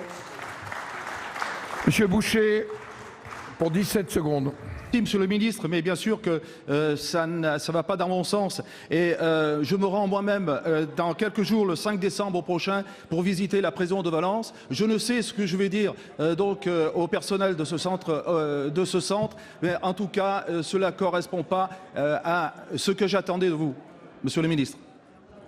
Merci. La parole est maintenant à notre collègue, madame Dominique Gillot, pour le groupe socialiste et républicain, pour 2 minutes. Vraiment, chacun respecte son temps. Oui, Monsieur le Président, mes chers collègues, ma question s'adresse à Madame la ministre des Affaires sociales et de la Santé. Madame la ministre, aujourd'hui 1er décembre, journée mondiale de lutte contre le sida, journée de mobilisation pour et avec ceux qui sont encore menacés par cette infection qui véhicule tant de souffrances et d'idées reçues. 30 000 de nos concitoyens vivraient encore avec le VIH sans le savoir, alors que 6 000 nouveaux cas sont recensés chaque année. Depuis les années 80, c'est l'ensemble de la communauté, composée des malades et de leurs représentants, des médecins, des scientifiques, des associations et des pouvoirs publics, qui s'est mobilisée pour faire reculer l'épidémie, faciliter l'accès aux soins, développer le dépistage, la prévention, améliorer l'accompagnement et surtout réduire les risques. La réduction des risques repose sur une bonne connaissance des pratiques, une bonne connaissance des personnes en risque. Souvent, les pouvoirs publics ont été accusés de frilosité par les associations. Cette année, ce n'est pas le cas. Au motif que la campagne nationale montrant 2 hommes enlacés serait choquante, des maires qui se veulent bien pensants ont dressé procès-verbal et arrêté d'interdiction. Ces affiches seraient une propagande idéologique du gouvernement, libérant des flots de sous-entendus graveleux et d'insultes sur les réseaux sociaux. Mais alors, pourquoi leur silence face aux publicités avec femmes dénudées pour exciter l'achat d'une voiture? Comment interpréter l'opposition des mèmes et de l'Église à l'instauration du délit d'entrave au droit de l'IVG? Face à cette censure, Madame la Ministre, vous avez justement saisi la justice. Car cette campagne est amplement justifiée. Les hommes qui ont des relations sexuelles avec des hommes restent parmi les plus fragiles face à la contamination. Elle s'inscrit dans les mesures mises en œuvre pour lutter contre ces fléaux. Et je voudrais, Madame la Ministre, que vous rappeliez en quoi ce sujet de santé publique majeur est aussi un sujet de société qui ne peut être occulté par une vision de la santé sexuelle rétrograde, déconnectée de la réalité, fondée sur un ordre moral, hérité d'une culture traditionnelle que nous avions su mettre à distance. Madame la Ministre. Oui, merci Monsieur le Président, Mesdames, Messieurs les sénateurs, Madame la sénatrice Dominique Gillot. Aujourd'hui, 1er décembre, c'est la journée mondiale de lutte contre le sida, journée qui doit nous rassembler toutes et tous et qui doit être un moment de mobilisation collective dans la société. Parce que les chiffres que vous avez rappelés montrent que, contrairement aux idées reçues, le sida, ça n'est pas une maladie du passé. Le sida, aujourd'hui, ce sont plus de 6 000 nouvelles contaminations chaque année. Ce sont 30 000 personnes qui vivent dans notre pays porteuses du virus sans le savoir. Nous devons donc aller au plus près de ces populations et c'est le sens de l'action que j'ai engagée avec des actions fortes parce que la clé, c'est le dépistage, la prévention. Le dépistage et la prévention, bien sûr, d'abord en direction des personnes qui sont les plus à risque. Et vous avez raison de rappeler, Madame la sénatrice, que parmi les personnes les plus à risque, il y a les hommes qui ont des relations sexuelles avec d'autres hommes, des homosexuels, mais pas uniquement, des hommes qui ne fréquentent pas tous les lieux de la communauté homosexuelle et que nous devons donc atteindre par d'autres moyens, d'où la mise en place de cette campagne de communication dont je ne comprends pas, je le dis très sincèrement, qu'elle est choquée, car elle a précisément pour objet et pour enjeu de toucher ces hommes qui ne se rendent pas dans les lieux où il y a des messages à destination des homosexuels, alors même qu'ils ont des pratiques à risque. Mais au-delà de cette campagne de prévention, des mesures importantes ont été mises en place.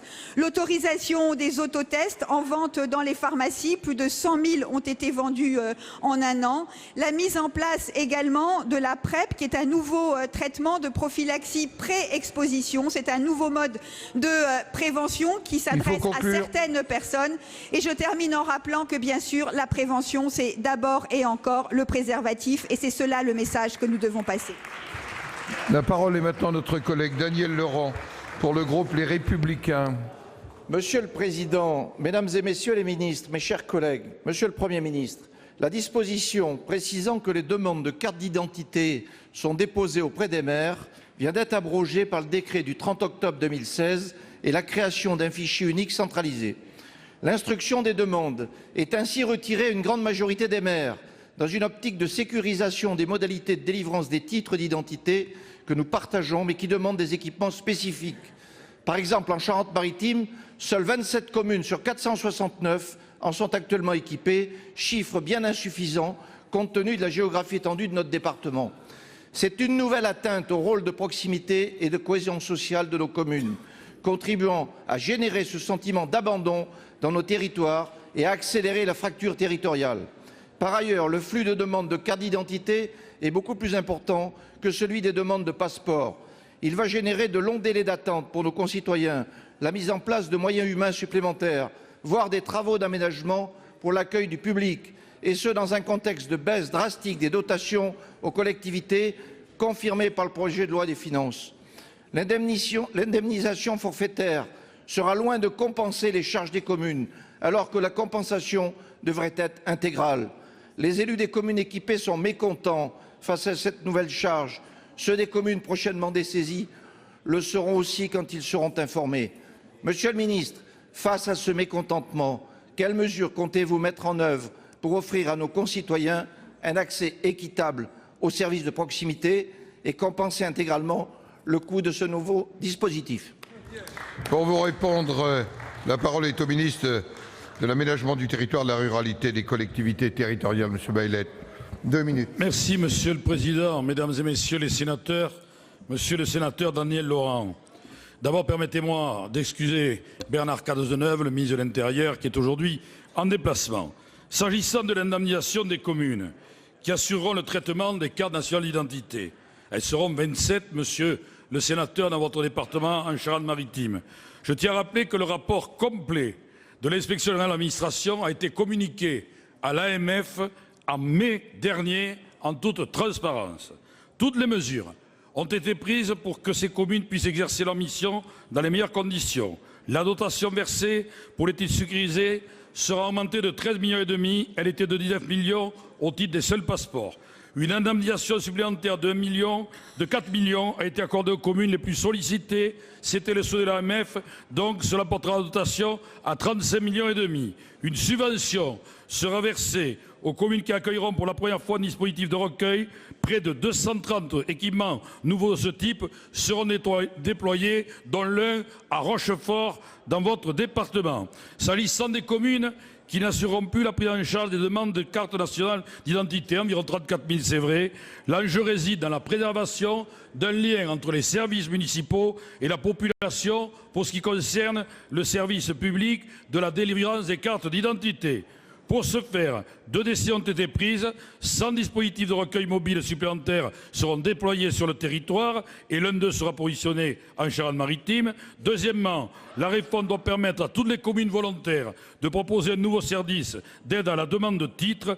En disposant d'un équipement informatique de base, elles pourront permettre à l'usager d'effectuer en mairie une prédemande de carte nationale d'identité. Ainsi, la concertation et les élus locaux a permis d'adapter les modalités de la réforme avec un seul objectif, celui de l'amélioration du service à l'usager et du maintien du service public.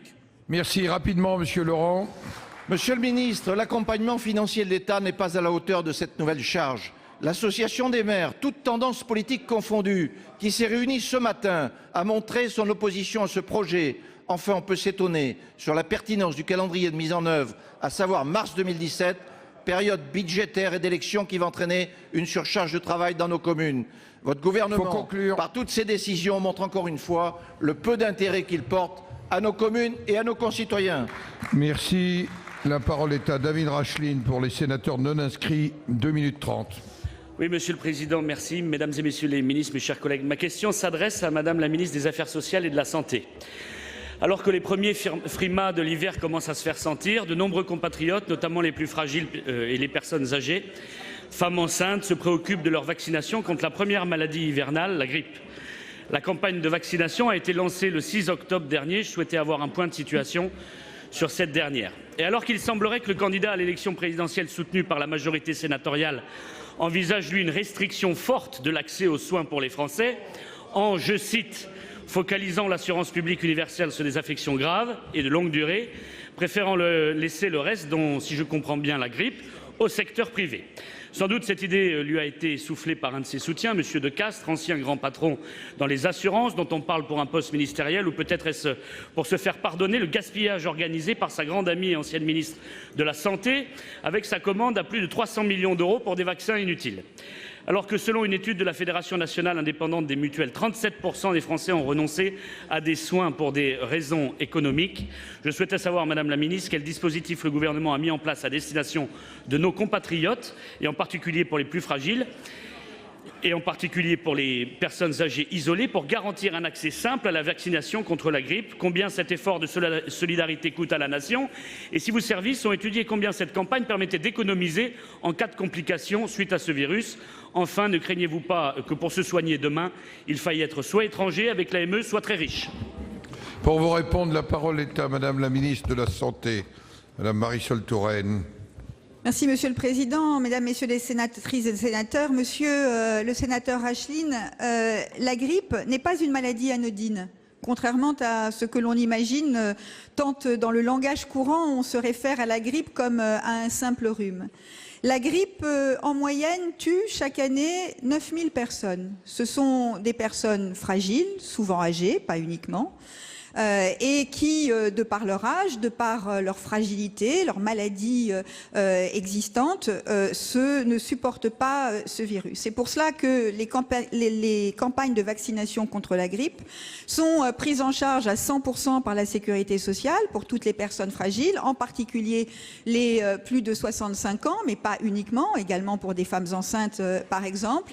Aujourd'hui, le taux de vaccination n'est pas satisfaisant puisque même s'il remonte, nous ne sommes qu'à un peu plus de 50% des personnes visées qui se vaccinent. Nous étions à 48% l'année dernière. Il y a donc une légère amélioration, mais cela n'est pas suffisant. J'appelle donc nos concitoyens concernés à se faire vacciner contre la grippe. Et pour faciliter cette vaccination, dans le cadre du projet de loi de financement de la sécurité sociale, est en train d'être votée une disposition qui va permettre l'expérimentation de la vaccination chez le pharmacien. Aujourd'hui, on peut se faire vacciner par son médecin, par une infirmière. On peut désormais se faire vacciner par une sage-femme si on est dans l'entourage de la femme enceinte. On pourra se faire vacciner par le pharmacien. L'objectif de cette expérimentation étant de faciliter l'accès par tous les moyens possibles de nos concitoyens à une vaccination simple. Et bien entendu, le gouvernement réaffirme son attachement à ce que les actes de prévention, et la vaccination c'est de la prévention, comme les actes de soins, soient pris en charge lorsque c'est nécessaire à 100% par la sécurité sociale ou pris en charge par la sécurité sociale. Et je redis ce que je disais il y a un instant, aujourd'hui, la vaccination pour les personnes fragiles est prise en charge à 100% par la sécurité sociale. Monsieur Acheline. Oui, merci Madame la Ministre pour cette réponse. Je vois que nous avons le même souci de défendre notre système de santé et plus globalement notre système social. Mais malheureusement, comme vos prédécesseurs, votre soumission aux diktats européens et surtout le fait que vous êtes co-responsable avec l'UMP de la situation de perte de notre souveraineté, qui elle seule permettrait de préserver ce modèle, vous disqualifie à mon avis à le pérenniser. Nous comptons, avec le soutien de millions de nos compatriotes, sur une victoire patriote en mai prochain pour retrouver notre souveraineté qui, elle seule, nous permettra de préserver ce modèle de soins qui fait notre fierté, mais qui fait aussi partie intégrante de notre identité. Merci. Les prochaines questions d'actualité, nous en avons fini. Je vous remercie et je remercie les ministres. Les prochaines questions d'actualité auront lieu le 15 décembre, vous le notez bien, le 15 décembre. Et nous nous retrouverons mardi à 9h30, mardi 6 décembre, pour des questions orales, à 14h30 et éventuellement le soir. pour une proposition de résolution invitant Voilà le pour gouvernement cette séance de questions d'actualité utiliser au gouvernement toutes les que voies vous de avez droit pu pour suivre reconnaître les en crimes direct de et en génocide. intégralité sur l'antenne de Public Sénat. On va tout de suite retrouver Tam Trani qui a suivi pour nous depuis la tribune de presse de l'hémicycle du Sénat ces débats.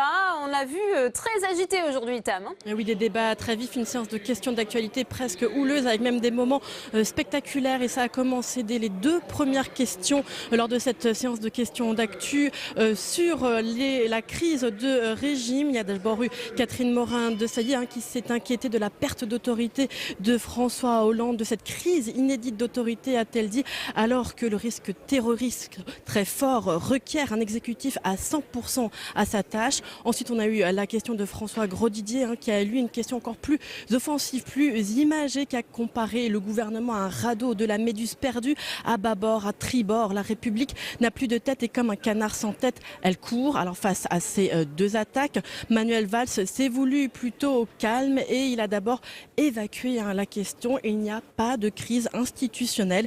Il a également dénoncé la violence, le cynisme de la question de François Grosdidier, concluant « non, ça ne m'intéresse pas » et revendiquant son bilan qu'il estime être pleinement ancré à gauche. Notez également que lors de cette séance de questions d'actualité, François Fillon a été attaqué à 2 reprises, d'une part par Catherine Génisson qui s'est félicitée de la politique du gouvernement en matière de sécurité sociale avant de s'alarmer du programme de François Fillon. Et puis on a également entendu à l'instant le sénateur Front National David Rachlin également sur le même sujet. Marisol Touraine tout à l'heure a répondu que François Fillon voulait casser la sécurité sociale et qu'elle a donné l'exemple du fait que les grossesses pour elle, selon elle, ne seraient pas remboursées puisqu'elle estime que seules les affections de longue durée et les maladies graves seraient prises en compte par le candidat de la primaire de la droite et du centre. Notez sinon au niveau spectaculaire ce moment organisé par la droite sénatoriale où tous ont observé un moment de silence pendant la question de Claude Malhuret rendant un hommage aux victimes de Fidel Castro.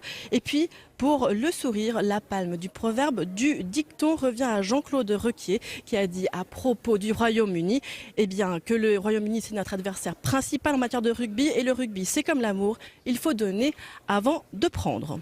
Merci beaucoup Tam pour cette analyse. On retrouve à présent Michaël Zamès qui nous attend en direct de la salle des conférences avec la secrétaire d'État en charge des victimes Juliette Miadel pour une première réaction. Absolument. À l'Assemblée nationale hier, au Sénat aujourd'hui, Manuel Valls a dû répondre à de nombreuses reprises sur cette fameuse crise de régime. Pour lui, il n'y a pas de crise de régime. Simplement, Juliette Miadel, est-ce qu'il est temps que les choses s'arrêtent ? Le Premier ministre l'a dit, il y a un calendrier qui est le calendrier institutionnel. Moi, je suis pour qu'on respecte les calendriers institutionnels. Le président de la République est évidemment légitime et plus que légitime à fixer les horloges, comme on dit, à être le maître des horloges. Donc, moi, je préconise qu'on attende en effet qu'il ait pris sa décision et surtout que l'on se concentre sur l'essentiel, c'est-à-dire le projet. Moi, je crois que contrairement à ce que beaucoup disent, on a des chances non seulement de gagner pour faire gagner la France, mais surtout de se réunir. Et je suis un peu inquiète quand je vois les mises en cause personnelles, les remises en cause aussi d'avancées comme les primaires. Parce que les primaires, c'est une avancée institutionnelle majeure. Et quand j'entends ici ou là que nous pourrions ne pas passer par la primaire pour désigner notre candidat, je dis que certains ont perdu leur sang-froid et leur vision. Et j'en appelle évidemment non seulement au rassemblement, mais surtout au respect des institutions et des règles.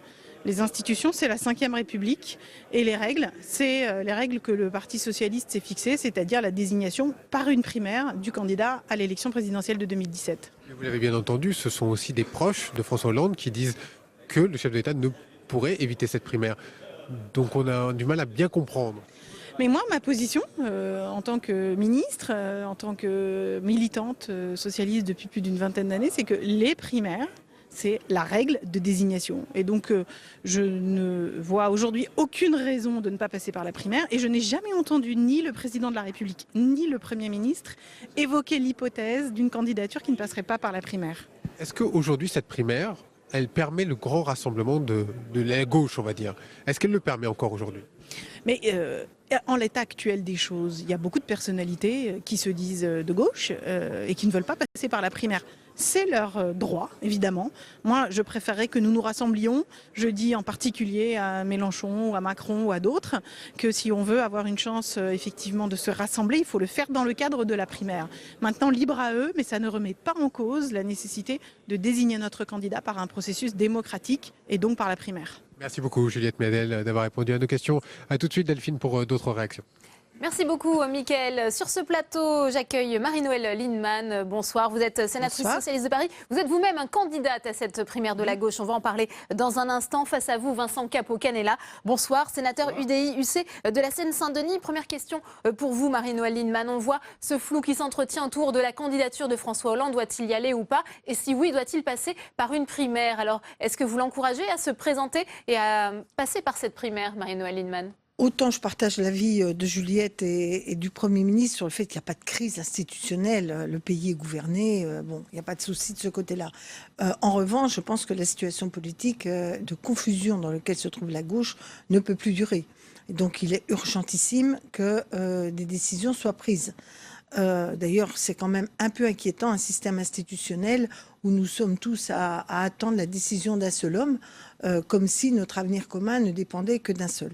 Reste qu'il faut que maintenant la décision soit prise. Moi, je conseille à François Hollande de ne pas être candidat parce que je pense qu'il ne sera en aucun cas élu et je pense même qu'il va être battu fortement à la primaire. Il n'est pas en situation de rassembler, son bilan n'est pas bon. Donc, je pense qu'il faut maintenant, et encore moins de contourner la primaire, ce qui le mettrait dans une immense fragilité. Donc, il faut que rapidement, on sache maintenant qui va être candidat entre Manuel Valls et François Hollande, pour qu'enfin le débat de fond puisse avoir lieu. Parce que maintenant, les temps sont courts. Arnaud Montebourg a déposé ce matin officiellement sa candidature. Il a obtenu ses 20 parrainages. Où est-ce que vous en êtes, vous, de votre côté? Moi, j'ai mes parrainages, je les ai depuis très longtemps, puisque j'ai, au sein du Conseil national du PS, les amis avec lesquels je mène des batailles depuis, enfin des batailles politiques et amicales, au sein de notre parti depuis maintenant le début du quinquennat, nous sommes bien au-delà de 20. Reste que la question que nous devons nous poser aujourd'hui, c'est, et là je lance un peu un appel à mes camarades de l'aile gauche de ceux qui veulent porter une alternative à la politique de François Hollande et de Manuel Valls, je pense qu'il faut que nous convergions très vite. Parce que le temps nous est compté, on n'a pas pu, dans ce brouillage politique dans lequel nous vivons quasiment maintenant depuis le livre, là, on n'arrive pas à avoir un débat sur le fond. Concrètement, Marie-Noëlle Lienemann, si Manuel Valls est candidat à la primaire, vous demandez à Benoît Hamon, Arnaud Montebourg, Gérard Filaoche et vous-même de vous ranger derrière cette candidature de Manuel Valls? Surtout pas, de proposer une alternative unie face à la candidature de Manuel Valls. Parce que l'échec de François Hollande, c'est l'échec de la ligne défendue par Manuel Valls et François Hollande. Vous vous rangeriez derrière Arnaud Montebourg? C'est pas une question de se ranger, je propose qu'on converge pour une candidature unique. Donc maintenant, il faut qu'on se mette d'accord sur les grandes lignes de ce que nous voulons défendre. C'est pas si loin, pas si difficile. On a des différences, mais pas des divergences majeures. Et par ailleurs, je pense qu'il faut qu'on prenne la décision de soutenir un seul candidat.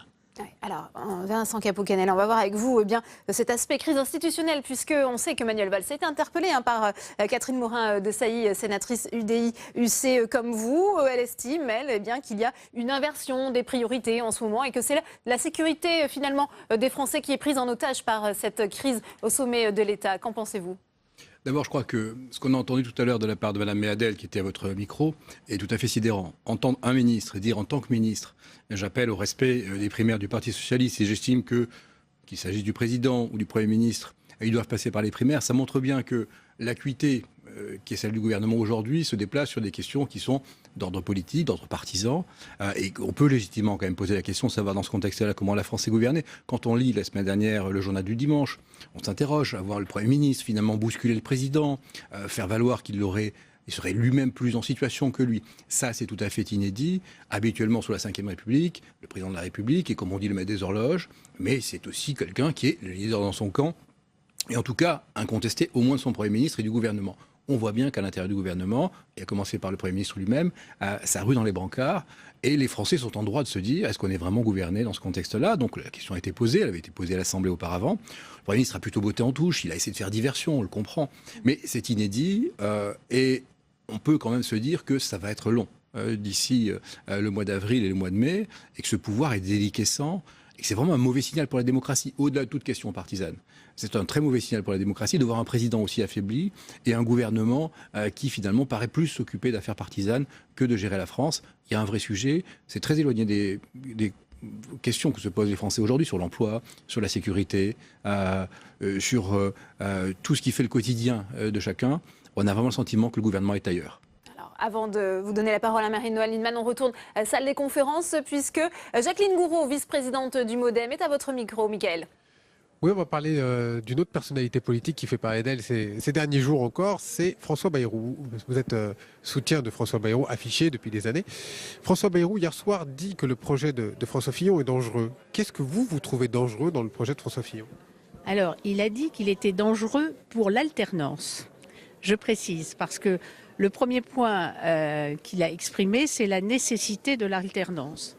Et que pour qu'une alternance se fasse, soit réussie, il faut se donner toutes les chances. Et notamment avoir un programme qui répond à l'attente de l'ensemble des Français. Là, nous avons quitté la primaire de la droite et du centre.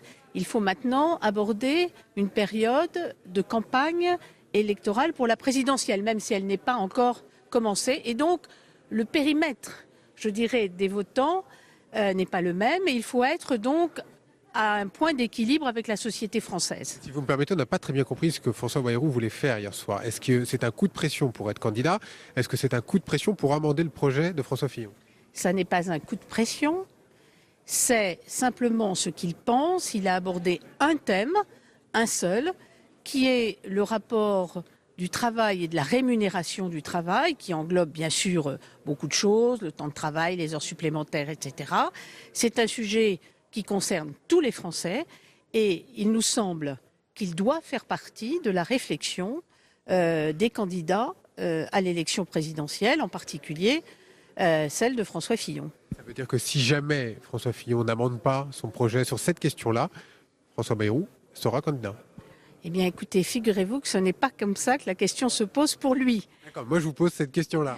Je vous dis, et je répète, que l'essentiel pour les centristes, c'est de se retrouver dans un programme qui répond à l'attente des Français et que nous pensons être un bon programme pour l'alternance et pour François Fillon. Il ne ferme aucune porte. Et bien sûr, toutes les portes sont ouvertes, bien évidemment. Merci beaucoup Jacqueline Gouraud d'avoir répondu à nos questions. À tout à l'heure Delphine. Merci beaucoup, Mickaël. Vincent Capo-Canella, est-ce que vous souhaitez la candidature de François Bayrou ou est-ce que tout le centre doit se ranger derrière celle de François Fillon?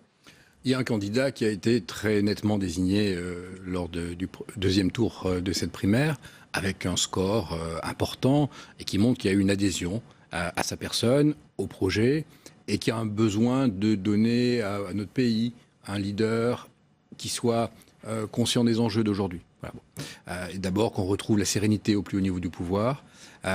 Autour de ça s'engage une discussion maintenant. L'UDI avait majoritairement soutenu Alain Juppé. Jean-Christophe Lagarde a déclaré au nom de l'UDI qu'une page s'ouvrait de discussion pour voir comment nous pouvons converger sur un programme législatif. Donc c'est autour de ça qu'on travaille aujourd'hui. Et moi je souhaite que François Fillon crée les conditions du débat. Il l'a d'ailleurs dit lui-même. Donc je suis confiant là-dessus, sur le fait qu'on trouve un accord législatif. Il y a un certain nombre de points dans le programme qui pourront être précisés, c'est normal. Et je crois que François Fillon lui-même a commencé dès lundi à dire qu'il y avait des points, je pense notamment à la question de la sécurité sociale, sur lesquels il y avait des compléments à apporter. Ça sera, je crois, utile.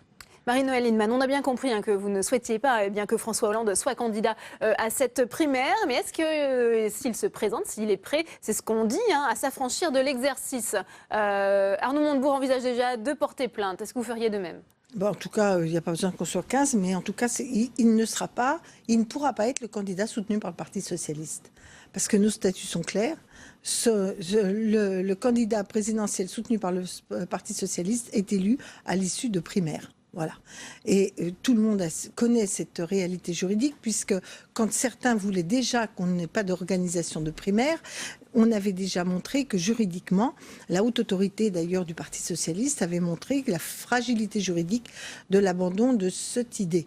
Donc je crois que tout ça est de l'agitation sans suite, car François Hollande a déjà peu de soutien. Si en plus il n'a même pas l'étiquette du Parti socialiste, je pense qu'il n'a strictement aucune chance, si ce n'est de terminer dans les oubliettes, ce qui n'est pas souhaitable. Oui. On parlait de crise institutionnelle. institutionnel. Imaginez un instant que Manuel Valls soit candidat à cette primaire, qu'il soit battu. Est-ce qu'il peut rester Premier ministre jusqu'à l'élection présidentielle entre le 29 janvier et le premier tour de la présidentielle? Il y a un président de la République. Si Manuel Valls est battu, il en tirera les conséquences.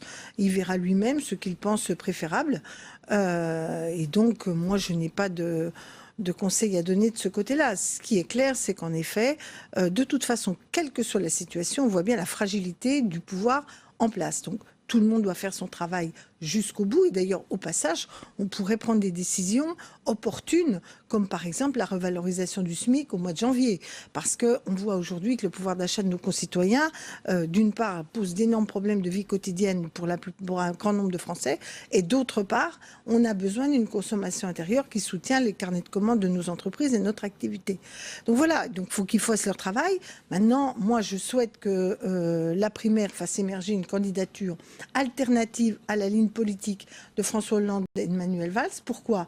Parce que c'est la seule façon de réouvrir la question du rassemblement des forces de gauche. C'est la seule façon de pouvoir reparler aux couches populaires qui aujourd'hui se détournent de nous. Donc je crois qu'on ne peut pas imaginer gagner cette élection et si on reste sur le couple exécutif à une des responsabilités à l'issue de la primaire. Alors, on retourne salle des conférences tout de suite avec vous, Michaël Zamès. C'est le principe de cette émission, le multiplex. Vous êtes avec la sénatrice communiste Laurence Cohen. Oui, on va parler du Sénat dans un instant, mais c'est vrai qu'on va rebondir sur ce que vous disiez à l'instant, et Marie-Noëlle Lienemann en parlait, du rassemblement des forces de gauche.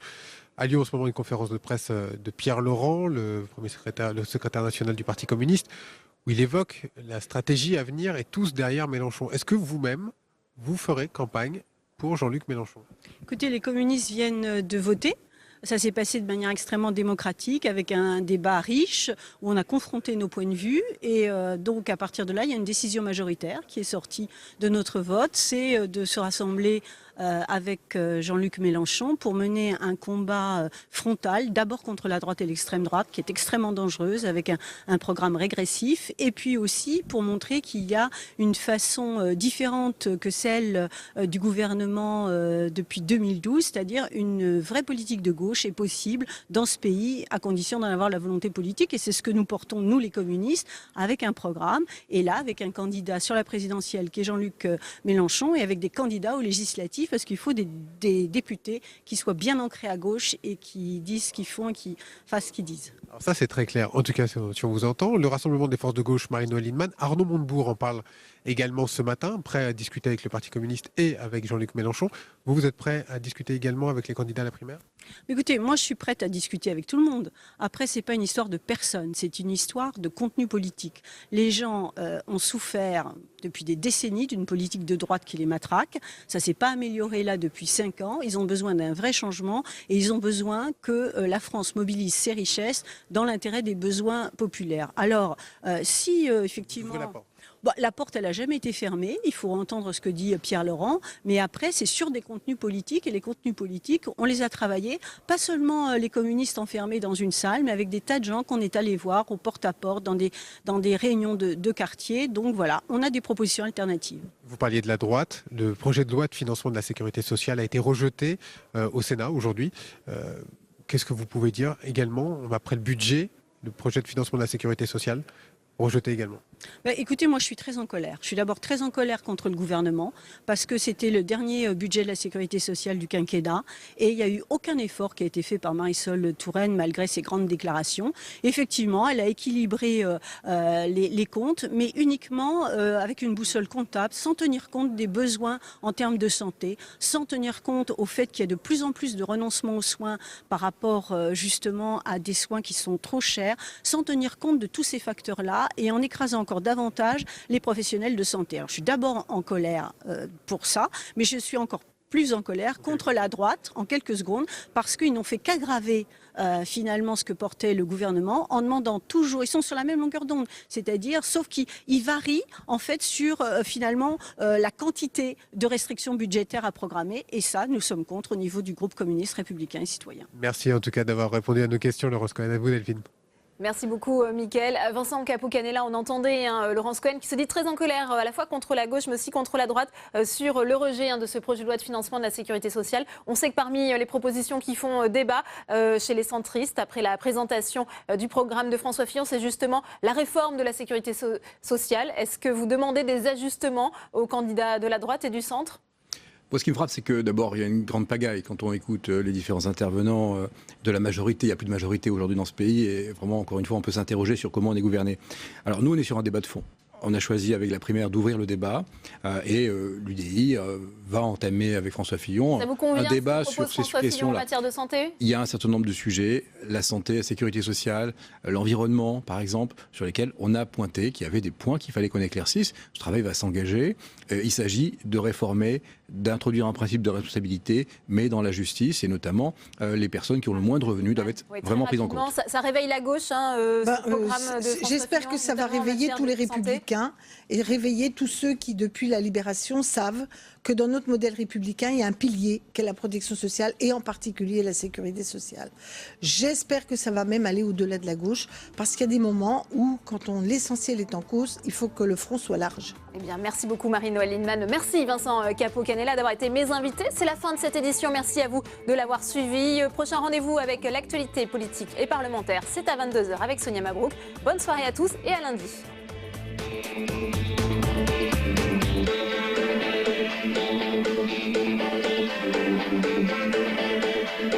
Thank you.